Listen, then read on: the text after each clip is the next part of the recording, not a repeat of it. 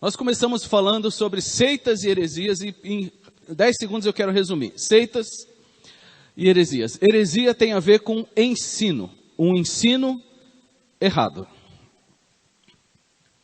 E uma seita é o grupo de pessoas que segue este ensino, tá? Heresia não só um ensino errado, mas a ideia de que alguém segue uma opção diferente daquilo que se seguia antes, porque uma heresia nunca surge do nada, ela sempre é um desvio da verdade, tá? Então, é isso que nós estamos falando. Semana passada a gente deu uma introdução, e hoje nós vamos começar de fato a avaliar alguns grupos. Eu tenho aqui um microfone sem fio, para quem precisar fazer alguma pergunta como está sendo gravado. Muito bom vocês falarem no microfone para a gente poder registrar isso daí. Deixa eu só... Fabiano, dá uma checada, ver se está gravando. Eu botei para gravar. Pode tirar a projeção? Acho que eu já botei. Já está aberto aí o programa. Tudo bem? São quatro páginas, é bastante material, tá? Então, é um material um pouco difícil também, preparei essa semana para vocês. Mas deixem salvo, porque vai ser muito, muito útil. Tá? Tá gravando, né? Ótimo. Então, o assunto hoje é catolicismo romano. E eu pedi para vocês hoje não trazerem convidados, não porque eles não precisem ouvir, mas para não gerar nenhum desconforto aqui, ou algum eventual debate e tudo mais, que não é o nosso objetivo. O nosso objetivo é entender os pensamentos. Tá? Então, não é discutir necessariamente. A gente precisa entender à luz do que a gente pensa. E eu estudei bastante essa semana e fiquei muito surpreso com várias coisas que eu aprendi e descobri sobre o catolicismo romano. Diferente de muitos aqui, eu nunca participei da Igreja Católica. E por curiosidade, quem aqui nasceu, cresceu e viveu um bom tempo na Igreja Católica? Muito bem. Interessante. Então vocês vão poder me esclarecer provavelmente em algumas coisas, tá? Mas espero que seja produtivo, tá bom?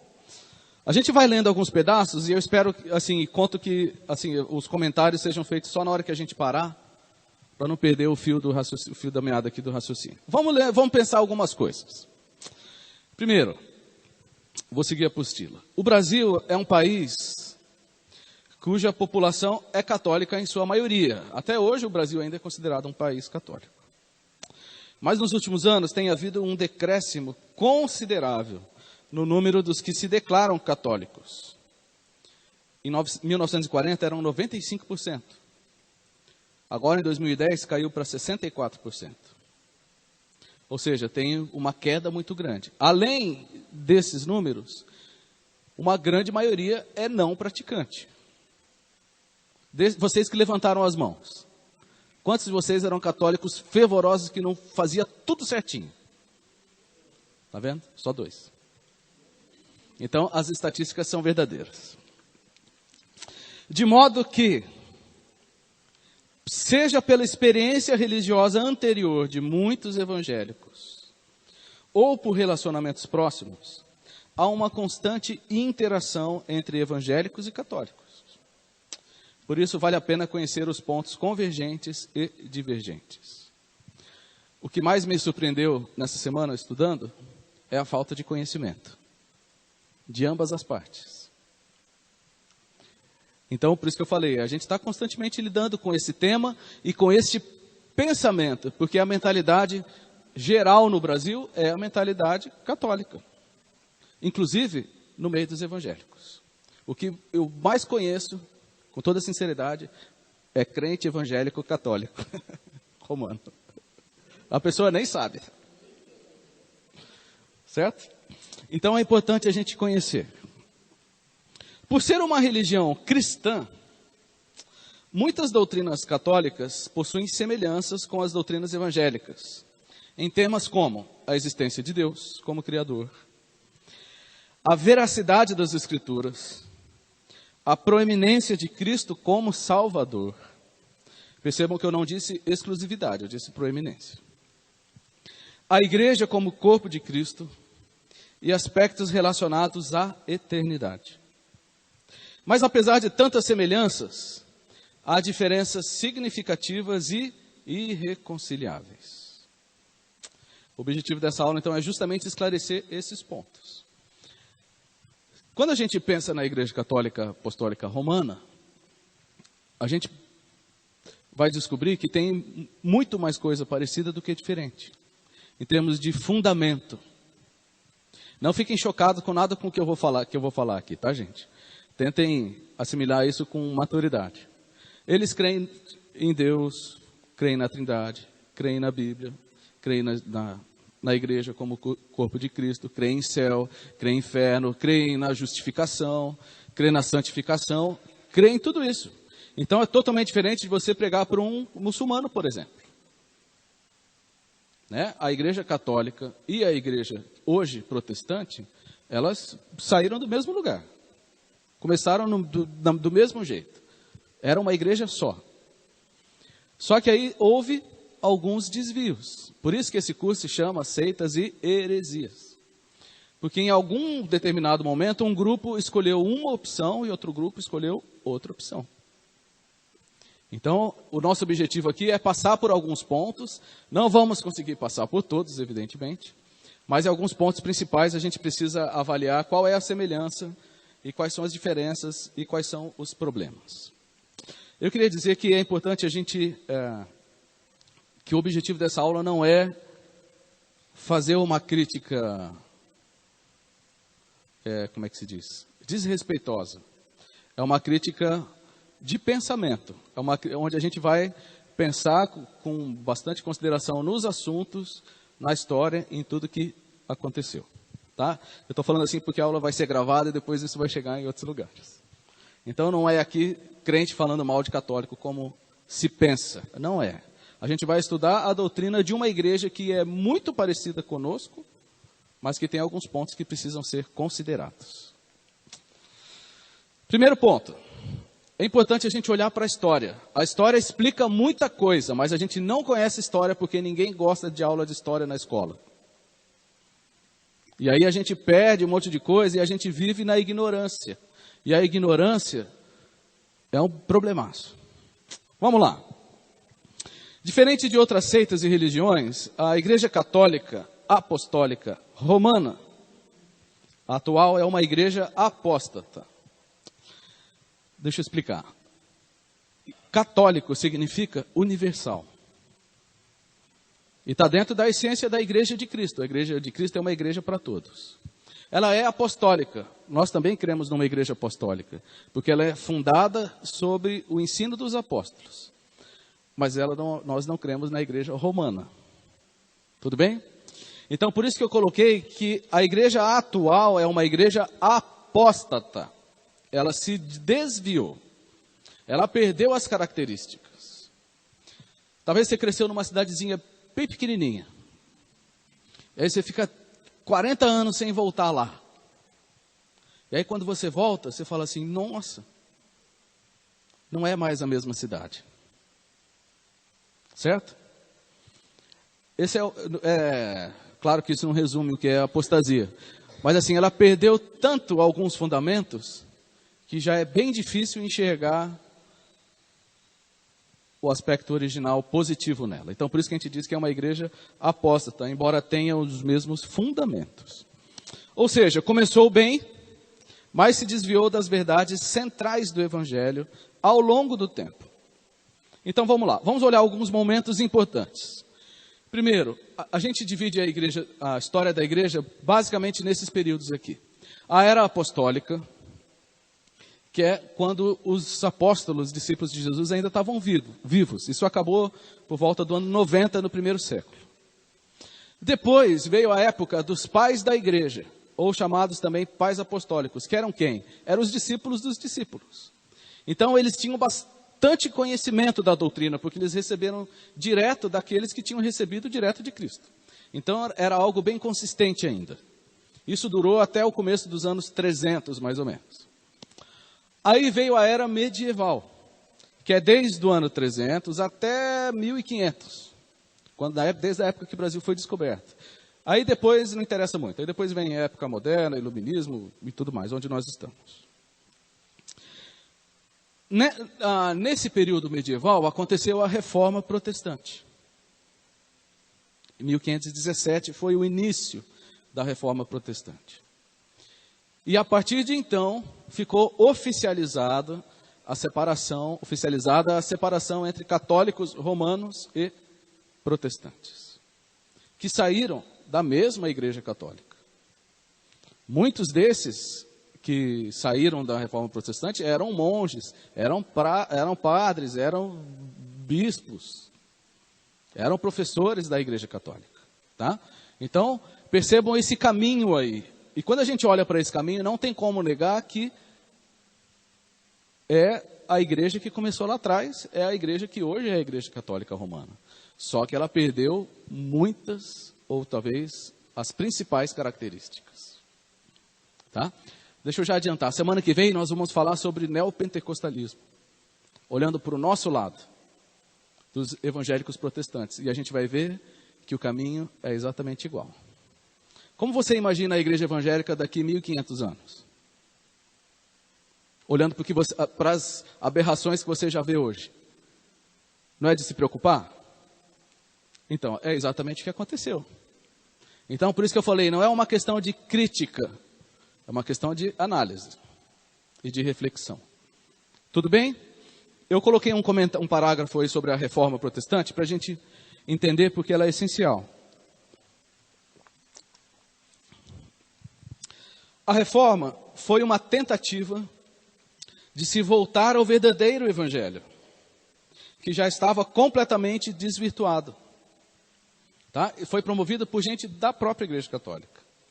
Só que essa tentativa foi recusada, os reformadores foram excomungados, e a Igreja, então, promoveu uma contra-reforma. Foi marcada nesse Concílio de Trento, que é muito importante, onde afirmou diversos dogmas que oficializaram a incompatibilidade doutrinária e eclesiástica entre católicos romanos e protestantes. As 95 teses de Martinho Lutero contra a venda de indulgências foram o estopim para a reforma. Não foi o único, tá? Mas foi talvez o mais conhecido. Mas outros reformadores como Calvino, Zwinglio, John Huss também foram muito importantes. Nós somos protestantes, não somos? E a gente não tem a menor ideia do que seja a reforma protestante. Inclusive eu vi um vídeo esses dias de um pastor falando assim, nossa, mas o que a reforma protestante tem a ver conosco evangélicos? Tem tudo a ver. Como eu falei, o maior problema que eu percebi essa semana é a ignorância, a falta de conhecimento de católicos e de evangélicos.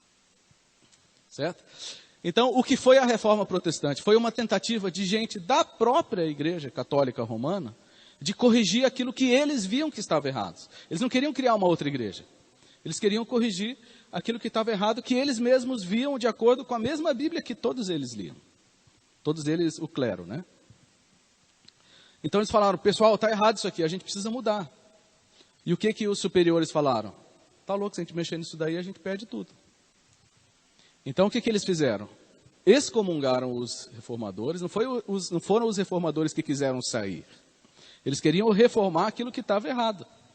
Mas os mais poderosos não aceitaram, excomungaram, e ainda por cima ainda fizeram uma contra-reforma, no sentido de reafirmar aquilo que eles estavam tentando reformar. Não sei se ficou claro. Entendeu? É como se aqui, daqui a um tempo, algumas pessoas percebem que eu estou ensinando muita heresia. E ele fala assim, pastor, o senhor está errado. A gente precisa voltar a ensinar algumas coisas aqui que a gente deixou de ensinar. Eu falo, não, todos vocês excluídos da igreja, vão embora daqui.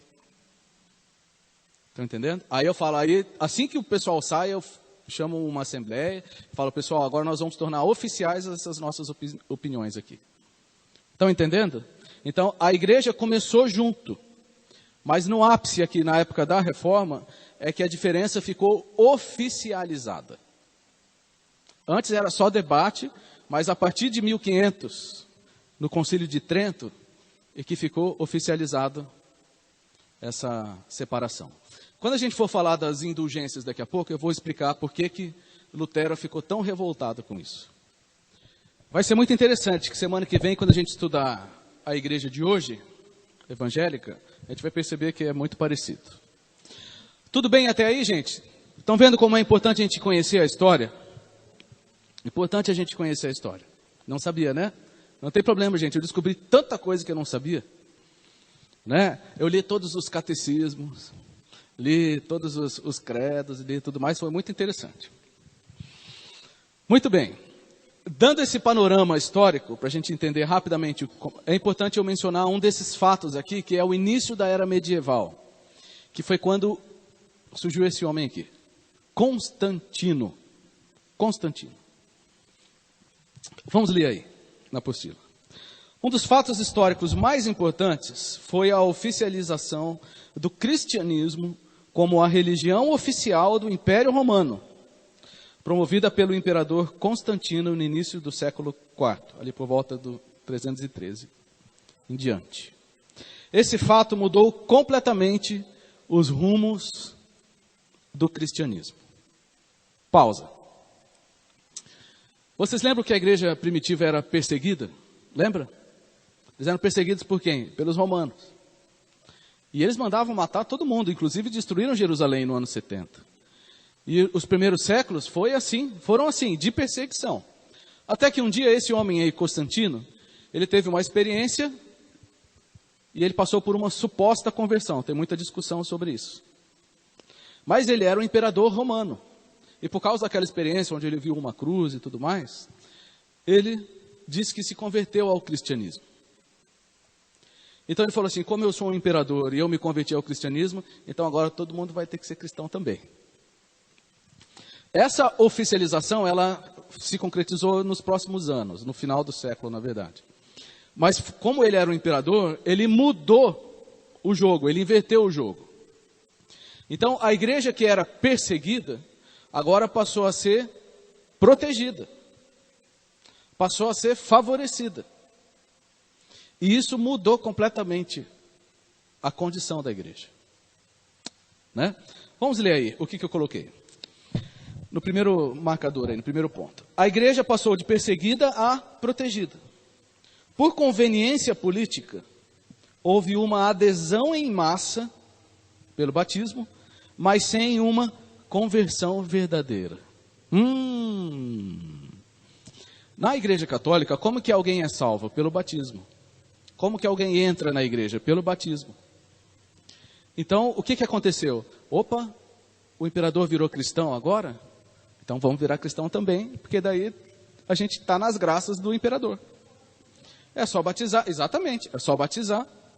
Então, os poderosos começaram a se batizar, os soldados começaram a se batizar, os ricos começaram a se batizar e participar da igreja católica, da igreja, né? Não vou dizer católica, da igreja, sem se converter. Estão entendendo?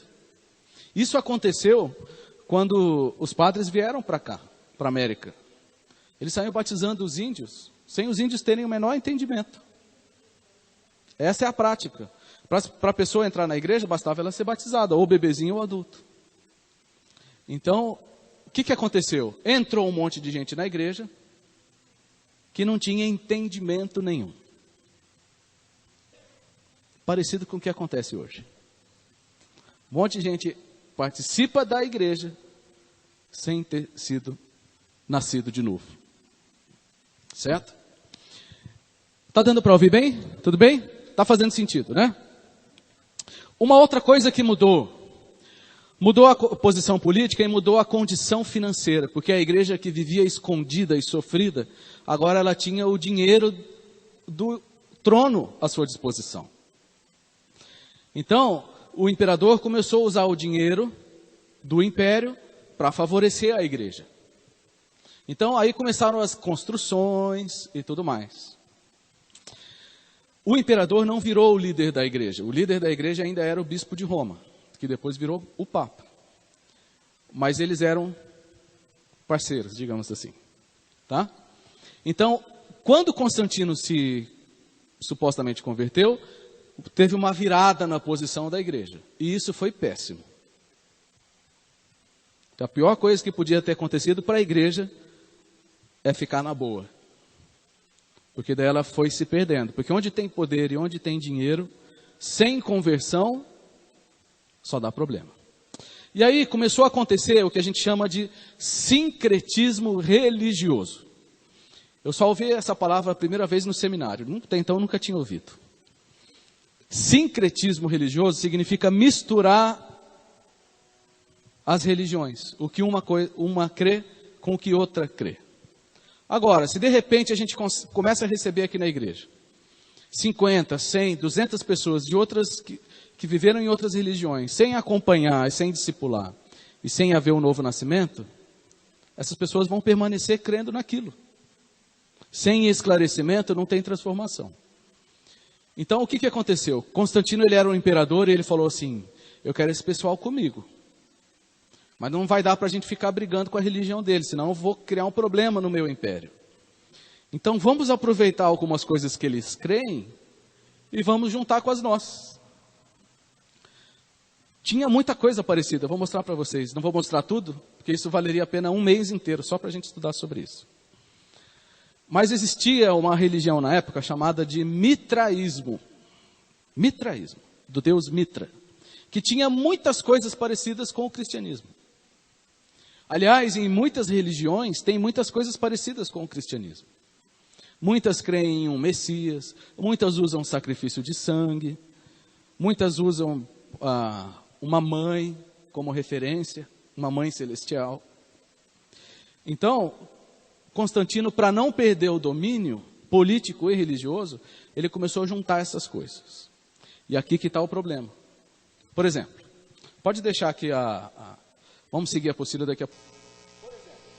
Na Babilônia, desde Gênesis 11, cria-se nessa pessoa aqui, chamada Semíramis, que era esposa de Nimrod. Ela teve um filho que era a reencarnação de Nimrod, chamado Tamuz. E em quase todas as religiões você encontra essa história.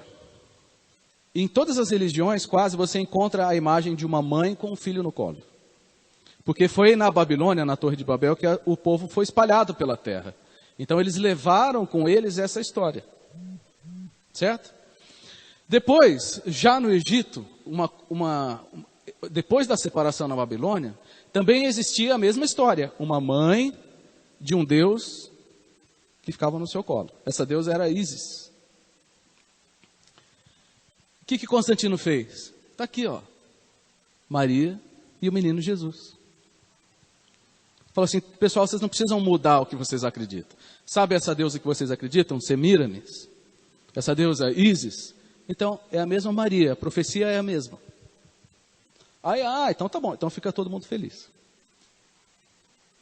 Certo? Isso se chama sincretismo religioso. Os católicos romanos, eles rebatem profundamente isso. Rebatem, dizem que não é assim, mas é difícil negar. É difícil negar.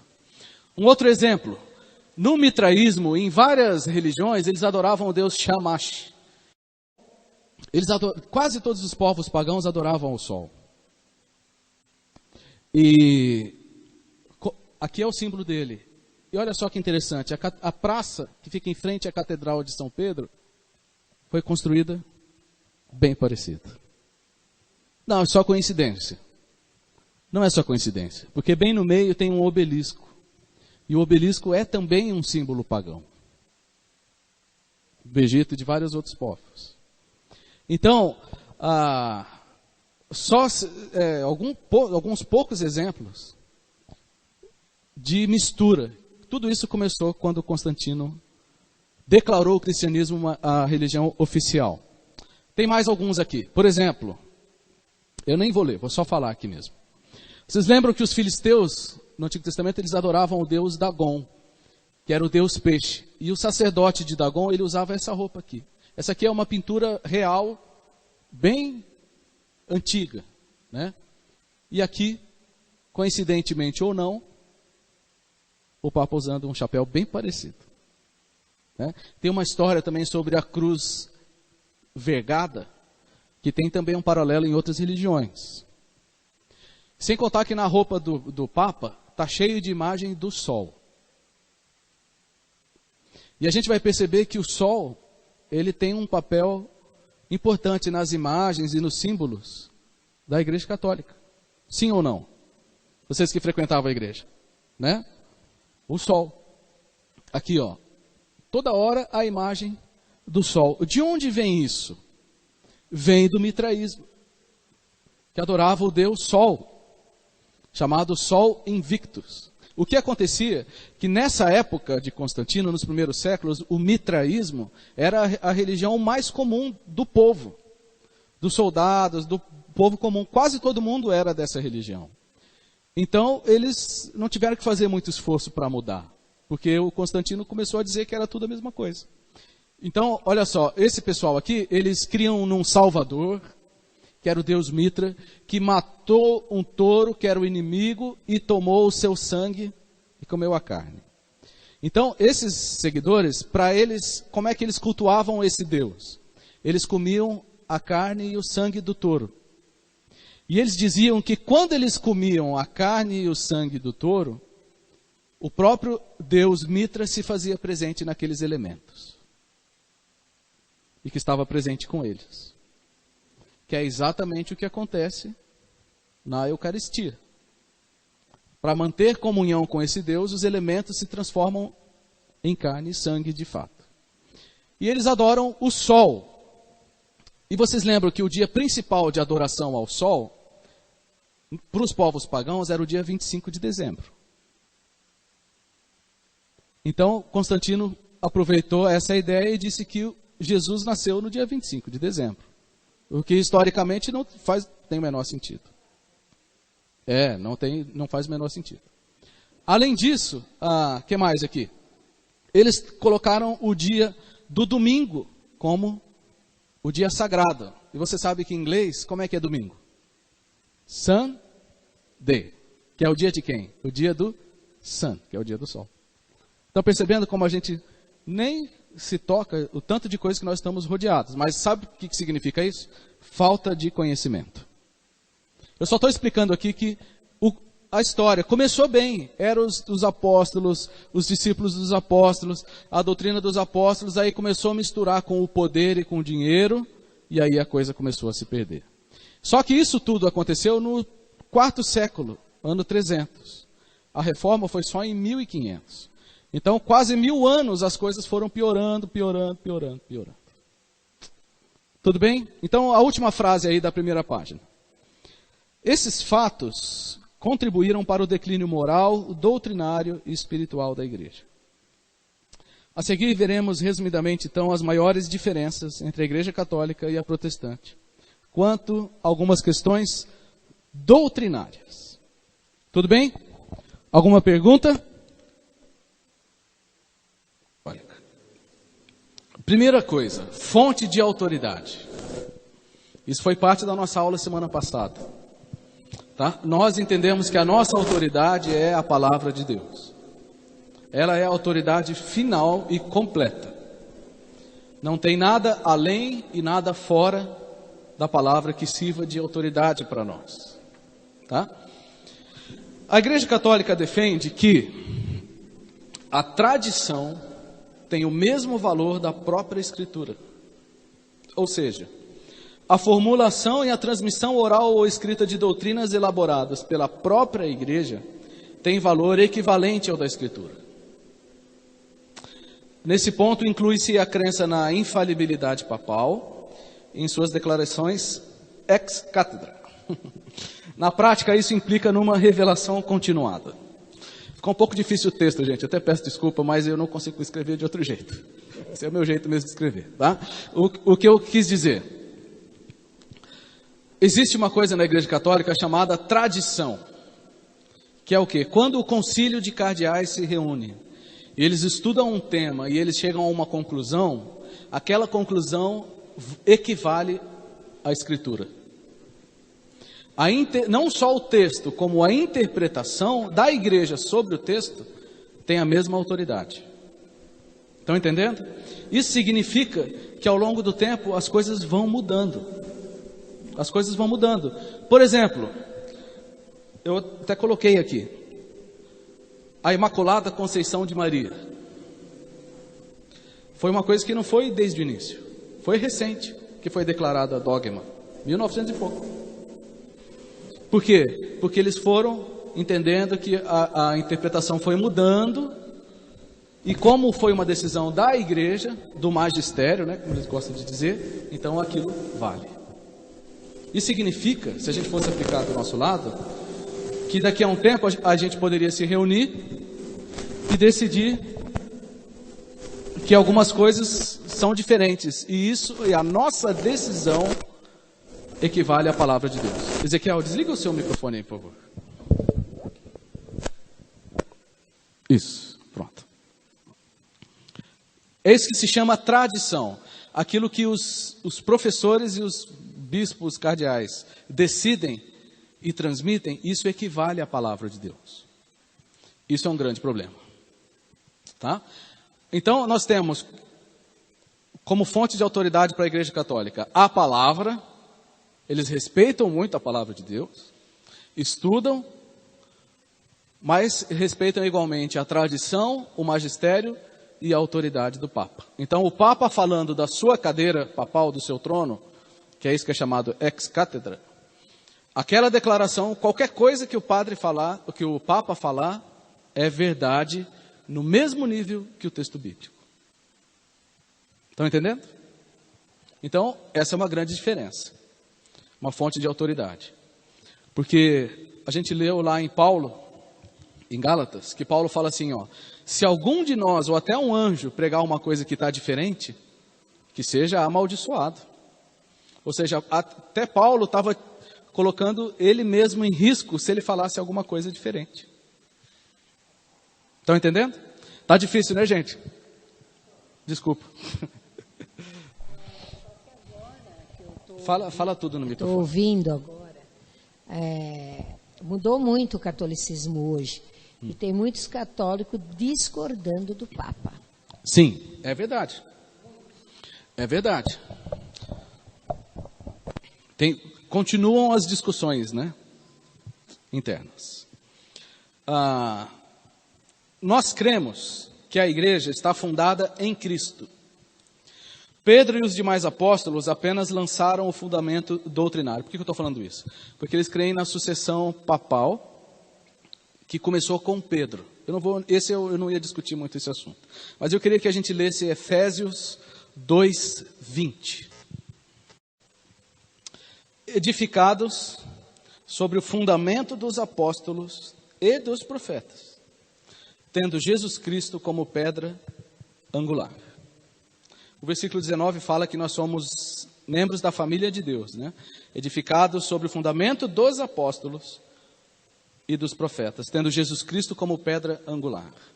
Então a igreja ela é fundada sobre o ensino dos apóstolos, não sobre os apóstolos. Tem uma grande diferença. E essa é uma diferença considerável. Rapidamente, não ia entrar, mas preciso entrar. Quando Jesus conversou com Pedro e falou assim, Pedro, quem você diz que eu sou? O que Pedro disse? Falou assim, tu és o Cristo, o Filho do Deus vivo. E aí o que Jesus respondeu? Pedro, sobre esta pedra eu edificarei a minha igreja. E aí que está a confusão. Porque a igreja católica entende que quando Jesus disse, tu és Pedro, e sobre esta pedra edificarei a minha igreja, ele estava falando para Pedro, que Pedro era a pedra onde a igreja seria edificada. Certo?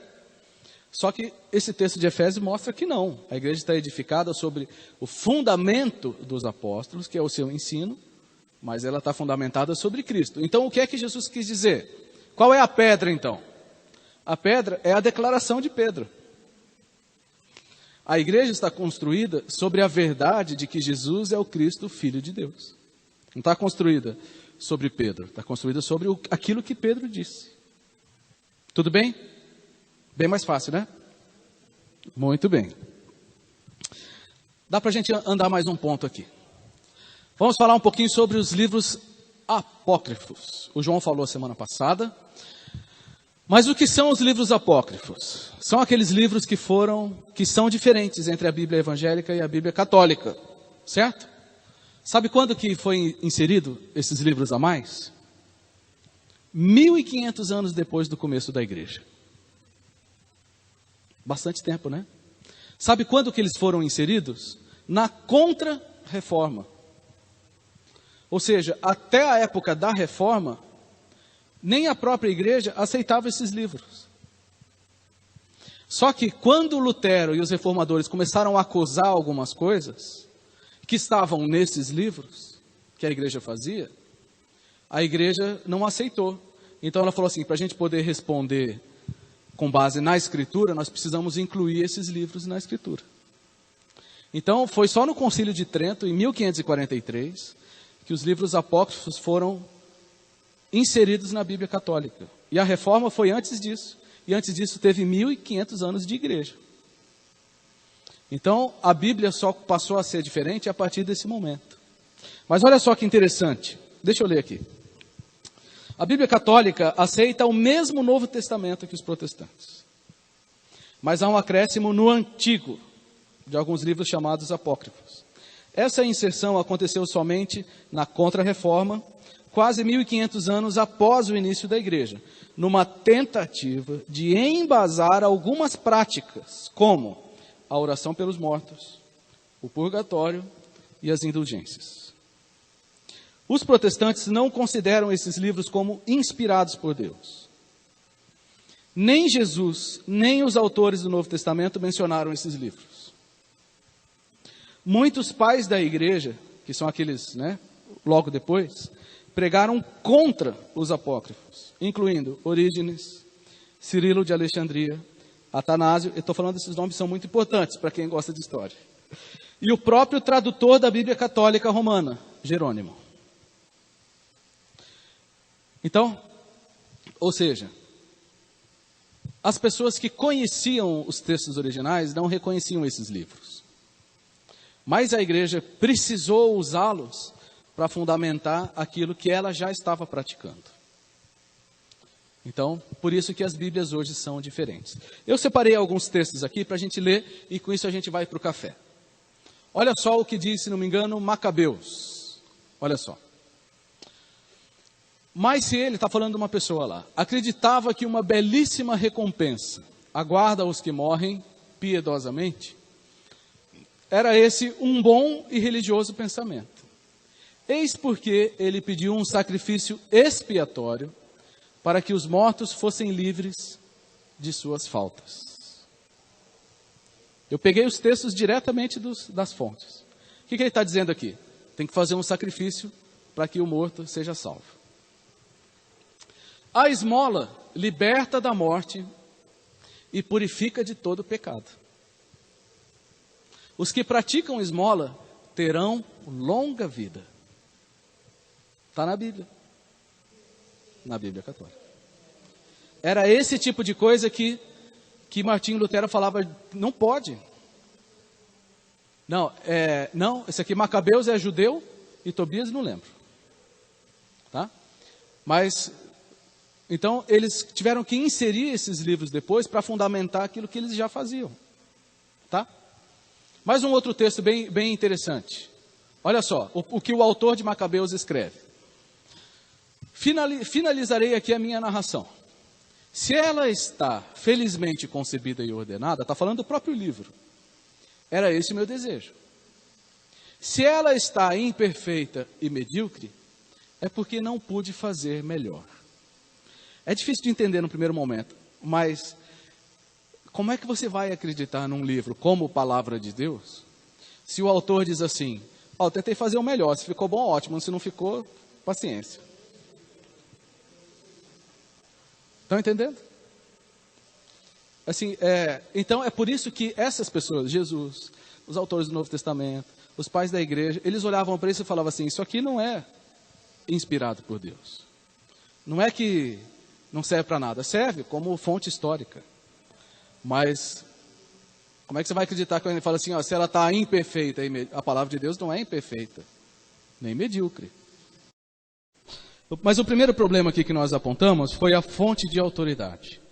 Toda vez que se colocar alguém junto com a palavra ou acima da palavra, vai ter problema. A gente vai ver isso nas próximas semanas, com Adventismo, Testemunho de Jeová, Mormon, tudo isso, tá?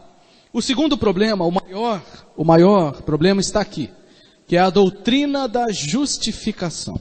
A doutrina da justificação, isso, é central para o Evangelho, Depois da Reforma, nesse famoso Concílio de Trento, ficou bem clara a diferença. Deixa eu ler o que está na apostila aí. Nós entendemos que a justificação é um ato consumado, em que a justiça de Cristo ela é imputada, ou ela é transferida aos que creem nele como Salvador. De modo que estes são declarados eternamente justos diante de Deus. Olha para mim. Como que nós cremos que é a justificação? Ou seja, como que o homem pecador pode estar diante de Deus? Quando a sua condição de pecador é transformada em condição de justo. Justificado. Como que isso acontece? No momento que a pessoa crê em Jesus, os créditos da justiça de Cristo são transferidos para nós. Isso acontece de uma vez por todas. É um fato consumado. Qualquer pessoa que crê em Jesus, Deus pega a justiça de Cristo conquistada na cruz e transfere para nós. Então, como é que eu posso ter certeza que eu sou salvo? Porque eu creio na justiça de Cristo, que é transferida a mim pela fé. Estão entendendo? É assim que nós cremos a justificação.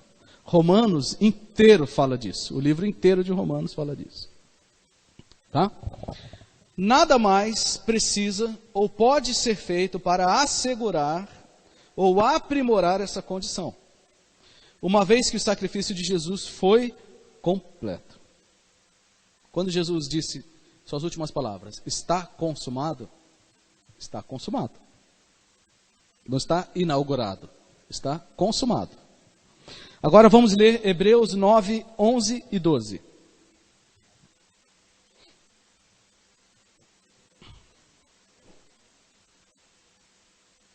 Fiquem tranquilos, gente. Se não der tempo, a gente continua semana que vem, tá? Hebreus 9, 11 e 12. Eu vou ler. Vou ler na NVI mesmo. Hebreus 9, 11 e 12. Quando Cristo veio como sumo sacerdote dos benefícios agora presentes, ele adentrou o mais e perfeito tabernáculo, não feito pelo homem, isto é, não pertencente a esta criação. Não por sangue de bodes e novilhos, mas pelo seu próprio sangue, ele entrou no lugar santíssimo, o Santo dos Santos, de uma vez por todas, e obteve eterna redenção. Certo? Então, quando Jesus morreu, ele obteve justiça eterna para todos aqueles que creem. Romanos 1,17. Romanos 1,17.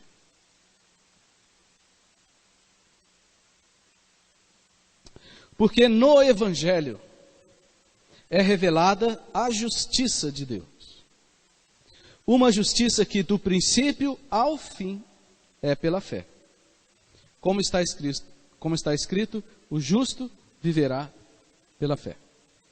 Então, a justiça de Deus, a justificação, ela é obtida pela fé. Não tem nada mais que possa ser feito além da fé.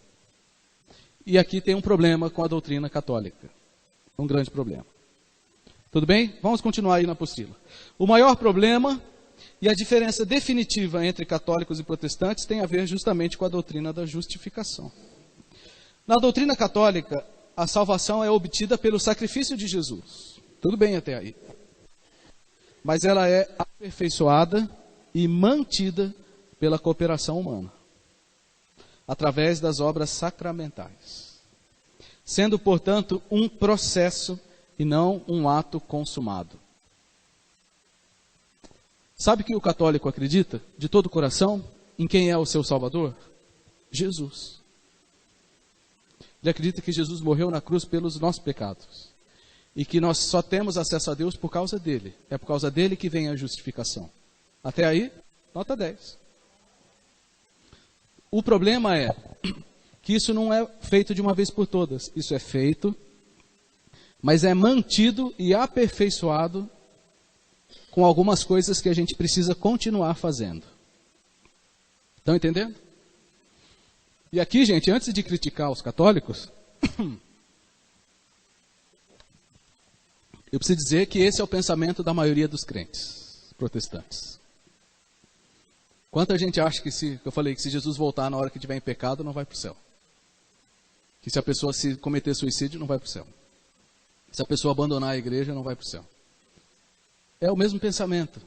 Não está crendo no ato consumado de justificação. Estão entendendo? Então, por isso que eu falei que a doutrina da justificação é central. Ou você crê que Cristo mudou a sua condição, ou você ainda não nasceu de novo. A diferença é que nós cremos que isso aconteceu de uma vez por todas. O resultado da justificação é a santificação. Enquanto na Igreja Católica, a santificação e a justificação andam muito juntas. Você é justificado à medida que você continua se santificando. O que o Concílio de Trento, que foi como eu falei, uma resposta à Reforma Protestante, escreve. Peguei lá do próprio registro do Concílio de Trento. Hoje em dia tem tudo na internet, né? Eu entrei lá no site do Vaticano e li bastante coisa interessante. Olha só. Se alguém disser que o ímpio é justificado somente pela fé, entendendo que nada mais se exige como cooperação para conseguir a graça da justificação, e que não é necessário por parte... Cadê que não dá para ler? Por parte alguma que ele se prepare e disponha pela ação da sua vontade, que seja excomungado. Ou seja, eu seria excomungado. Porque eu estou dizendo que a justificação é somente pela fé. Então, estão vendo? Eles creem em Jesus como Salvador. Mas o trato com quem pensa diferente é que é o problema. Então eles estão dizendo, se alguém aqui disser que a justificação é somente pela fé, precisa ser excomungado. E com base nisso eles excomungaram todos os reformadores. E daí por isso que a convivência ficou impossível. Embora o fundamento seja igual, a prática fica insustentável. Certo? São eles que estão excomungando os reformadores. E não o contrário. Vamos continuar. Vamos falar um pouquinho sobre purgatório. O purgatório, todos esses assuntos têm a ver com justificação. Essa doutrina ela foi formulada antes um pouco da reforma, oficialmente, né? Afirmando a existência de um estado de purificação. Não é um lugar, é um estado, antes da eternidade. Olha só o que diz, eu coloquei aqui na tela, vamos ler. Os que morrem na graça e na amizade de Deus, ou seja, creem em Jesus, mas não estão completamente purificados, embora tenham garantido a sua salvação eterna, passam, após sua morte, por uma purificação, a fim de obter a santidade necessária para entrar na alegria do céu. Está lá no Catecismo da Igreja Católica, no ponto 1031. Não é difícil de entender isso. Ficou bem claro, não ficou? Então, você está em paz com Deus. Você já foi batizado, né? Já confessou Jesus como Salvador, mas você ainda não está totalmente purificado porque você é muito nó cego. Vive pecando. E aí você morre. O que acontece? Você já está em paz com Deus. Só que você ainda não está totalmente purificado. Então você precisa terminar de se purificar antes de chegar até Deus. Olha, gostei da ideia.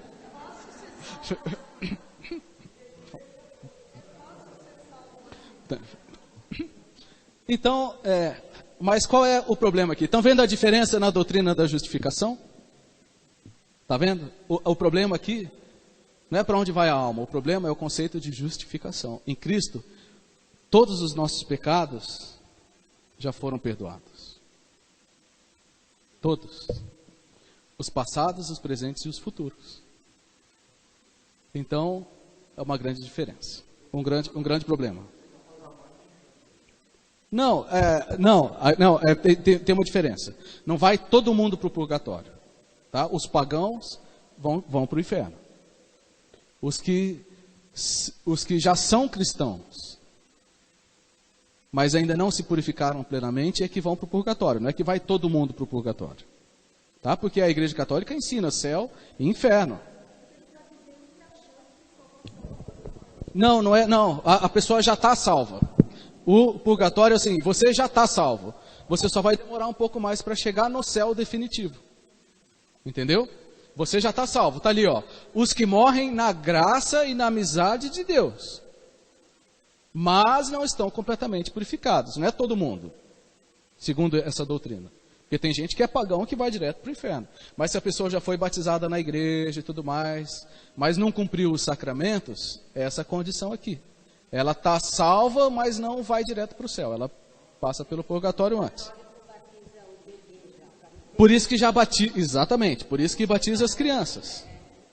Para ele já garantir pelo menos o purgatório. Fica louco.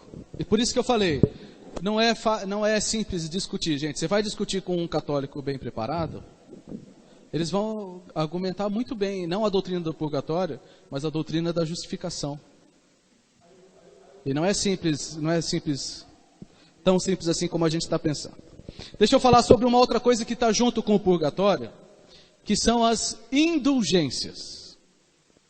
Indulgência significa perdão. Olha só, eu coloquei aqui uma definição de uma linha. A indulgência é o perdão dos pecados, ministrado exclusivamente pela igreja.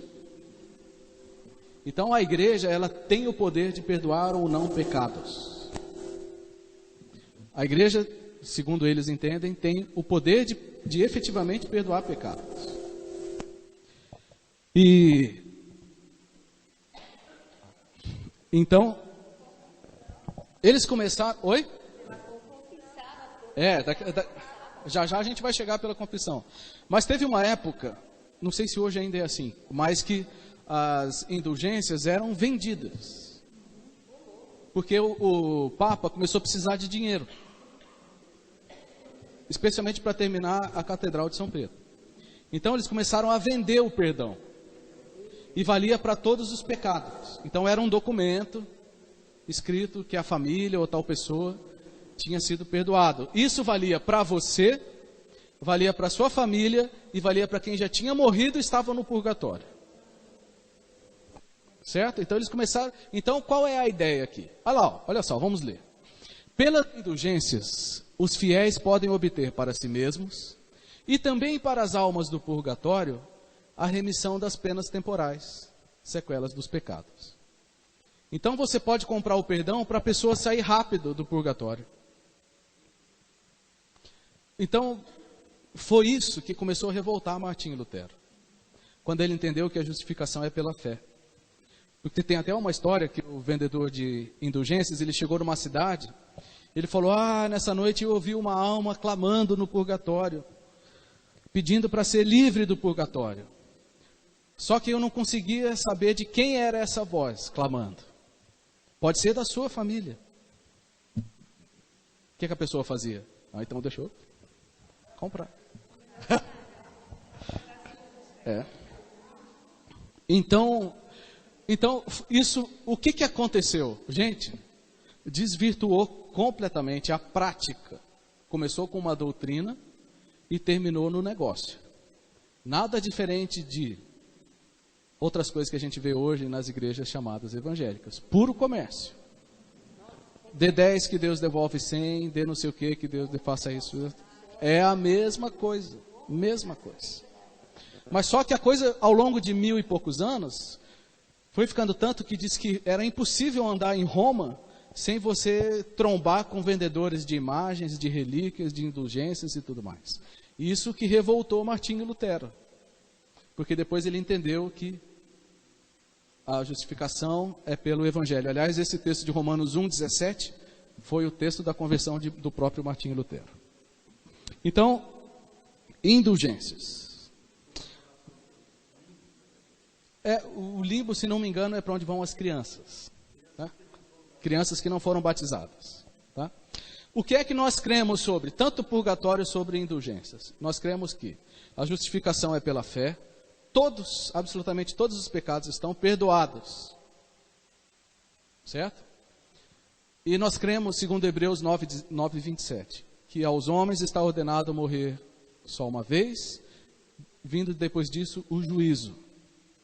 E também Jesus disse para o ladrão na cruz: hoje mesmo estarás comigo no paraíso. Certo? Paulo também disse que é melhor partir, estar com o Senhor, do que permanecer nesse corpo. Então, é claro que alguém pode dizer que não é porque ele disse que é melhor estar com o Senhor que não tenha um intervalo no meio do caminho, claro. Mas ele não dá a impressão que ele está falando isso. Quando nós lemos sobre o arrebatamento, também diz que o encontro com o Senhor se dará nos ares, e assim estaremos para sempre com o Senhor. Então, em nenhum momento existe um intervalo ou um estado intermediário. Toda vez que alguma religião fala de estado intermediário, dá problema. Dá problema, tá? Eu creio que os espíritos, que quando uma pessoa morre, ou ela está na presença de Deus, ou ela está num lugar de condenação. Nem o céu, nem o lugar de condenação são exatamente do jeito como a gente imagina, mas não tem nenhum estágio intermediário. Tudo bem? Então, falamos sobre purgatório, falamos sobre indulgências e vamos começar a falar sobre os sacramentos. Só que já são 11 horas. Já são 11 horas e a gente precisa terminar. As crianças lá na salinha. E eu tenho compromisso com elas. Mas eu quero só dar uma introdução aqui para a gente continuar semana que vem. Vamos lá. Quem vai ser o abençoado aqui que vai dizer o nome dos 7 sacramentos? Vamos lá. Primeiro, batismo. Segundo, cadê o pessoal católico? Então são tudo católico, michuruca mesmo. Os 7 sacramentos. Ó, batismo, confirmação ou crisma, eucaristia. O que é isso aqui? Penitência, matrimônio, ordem e unção com óleo. Sempre teve, só. Só, a sua época é a mesma nossa. Você não é de outro século. É a mesma época nossa. Não, o desenho não, mas assim, todo mundo sabe que são os 7 sacramentos. Né?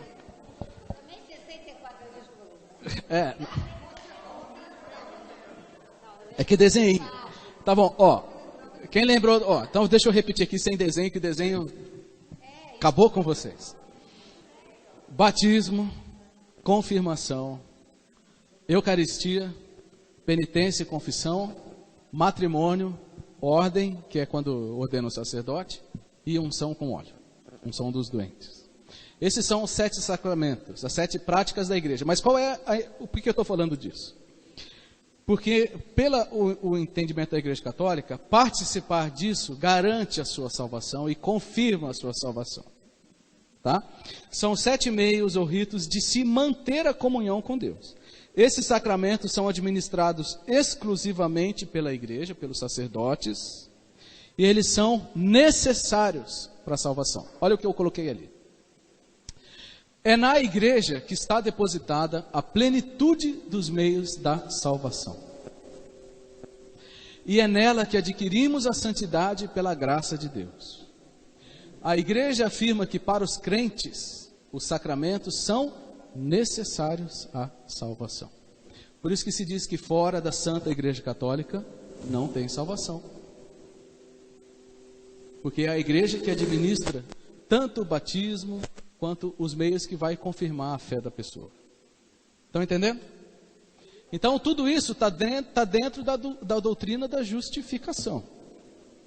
Porque a pessoa crê, Jesus é o Salvador, mas se ele não fizer tudo isso, está enrolado. Vai ficar um tempão no purgatório. Pastor, eu quero fazer Então nós já vamos terminar por aqui. Só para vocês terem uma ideia rapidamente, nós vamos falar semana que vem sobre batismo, sobre eucaristia, sobre penitência, confissão, e sobre o sacerdócio universal dos crentes, sobre mediação, sobre os santos, sobre idolatria, e aí nós vamos terminar. Só que nós vamos terminar na primeira parte da semana que vem, porque daí eu preciso falar sobre neopentecostalismo. Pessoal, deixa eu relembrar uma coisa que eu falei no começo. Não é meu objetivo falar mal das pessoas, mas a gente não pode fazer vistas grossas para aquilo que é muito diferente, né? Então, o meu objetivo foi tentar esclarecer primeiro o ponto de vista histórico, o caminho que as coisas tomaram e as próprias doutrinas tiradas dos próprios catecismos. Tá? Alguém quer falar mais alguma coisa? Senão a gente encerra. Vamos orar? Vamos ficar em pé?